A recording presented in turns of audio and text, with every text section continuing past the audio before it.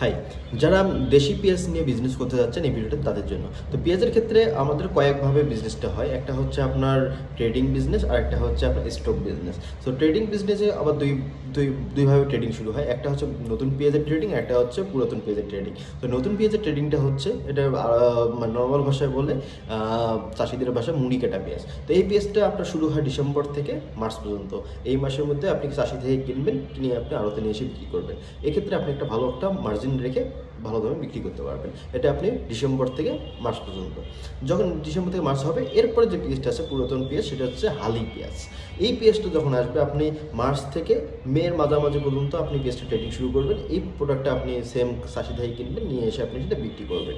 দেন যখন আপনার মে মাসের শেষের দিকে তখন হবে স্টক বিজনেস।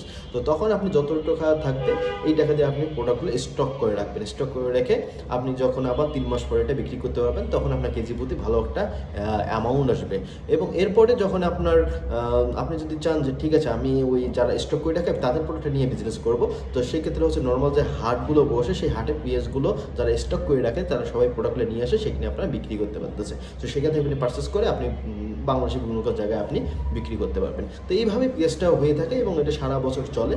এর মাঝে যদি ইন্ডিয়ান পেঁয়াজ আসে, তো আমি নেক্সট ভিডিও দেখাবো আপনি কীভাবে ইন্ডিয়ান পেঁয়াজের বিজনেস করবেন। সো এই জন্য লাইক দিয়ে থাকবেন। Thank you.